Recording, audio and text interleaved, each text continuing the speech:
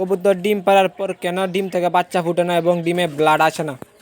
তো কবুতর ডিম পাড়ার পর যদি কবুতরের ডিমে বাচ্চা না আসে তো কিন্তু আমাদের সবারই লস, বড় একটা লসের সম্মুখীন হই আমরা। কারণ এত কষ্ট করে কবুতর পালন করে আমরা কিছুই পাই না। তো দেখেন আমাদের এই দুটি কবুতরের ডিম নষ্ট হয়ে গেছে। তো আমি আজকে কবুতরের ডিম নষ্ট হওয়ার বিষয় নিয়ে কিছু আলোচনা করব। তো ভিডিওটা শেষ পর্যন্ত দেখেন। তো দেখেন আমি ডিমগুলোকে ভেঙে দেখব। তো দীর্ঘ 20 দিন পর ডিমটিকে আমি দেখলাম।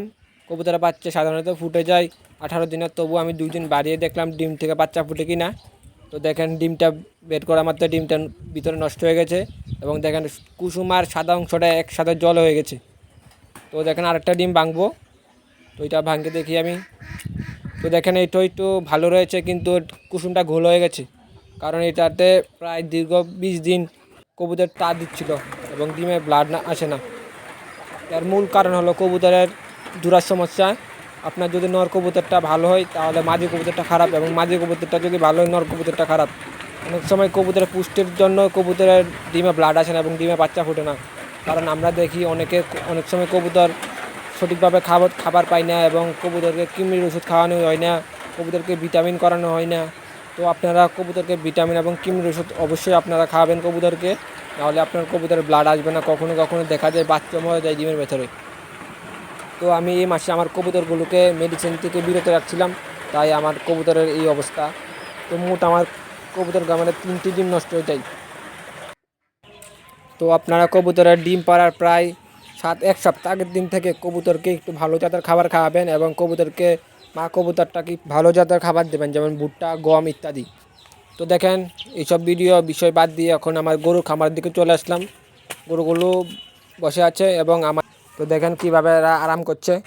তো আমাদের এই গিরিবাজ কবুতরের বাচ্চাটা বড় হয়ে গেছে এবং বাচ্চাটাকে বিক্রি করে দেব। তারপর দেখেন এই যে আমাদের গিরিবাজ কবুতরটা নটটা, এটা মাদিটাও বাচ্চা নিয়ে বসে আছে।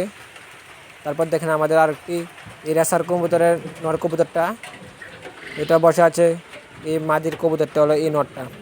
তারপর দেখেন আমাদের দেশি জোড়াটি ডিম পাড়ার জন্য প্ল্যানিং করছে এবং খুব তাড়াতাড়ি ডিম পেড়ে দেবে। তারপর দেখেন আমাদের এই মাদিটার নিচে বাচ্চা হয়েছে। এই মাদিটার মূলত একটা বাচ্চা হয়েছে। তারপর দেখেন এই জোড়াটা, এটা সাধারণত দেশি কবুতর আর কালদম কবুতর। তারপর দেখেন আমাদের এই সিঙ্গেল মাদিটা কালো। তারপর দেখেন এই যে আমাদের গিরিবাজ মাদিটার ডিম 2টো বাচ্চা হয়েছে, বাচ্চাগুলো সুস্থ সবলে যাচ্ছে। তারপর যদি আমাদের কোয়েল পাখির খামারের দিকে চলে আসি, দেখেন কোয়েল পাখিগুলোকে অন্য খাঁচা থেকে এই খাঁচাতে ট্রান্সফার করা হচ্ছে, কারণ ওই খাঁচাটা একটু ছোট। তারপর দেখেন আমাদের লক্ষা কবুতরের খাঁচা, দেখেন কবুতরগুলোকে এই বাচ্চাটার মাদিটা মারা গিয়েছিল এবং একটা বাচ্চা বের হয়েছে। তো আমি আমার বড় লক্ষা কবুতরটির দিকে যদি যাই, দেখেন কবুতরগুলো খুব বড় হয়ে গেছে এবং তো কবুতরটির বাচ্চাও দিয়েছে। দেখেন বাচ্চাটিও বড় হয়ে গেছে এবং আবার ডিম দিবে। তো দেখেন মাঝি কবুতরটা বাচ্চাটি নিয়ে বসে আছে এবং বাচ্চাটিকে সুস্থ এবং সবল করছে এবং যত্ন রক্ষণাবেক্ষণ করছে। তারপর দেখেন নর কবুতরটাও বসে আছে।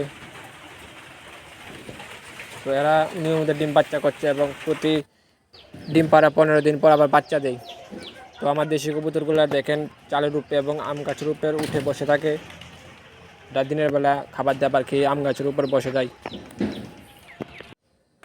তো দেখেন এখন রাত্রেবেলা আমি কবুতর ঘরের দরজা লাগাতে এসেছি আর চারিদিকে বৃষ্টি পড়ছে এবং তবু আপনাদেরকে দেখাচ্ছি কবুতরের ভিডিও করে। তো ভিডিওটি যদি ভালো লাগে চ্যানেলটিকে লাইক করে চ্যানেলটিকে সাবস্ক্রাইব করবেন।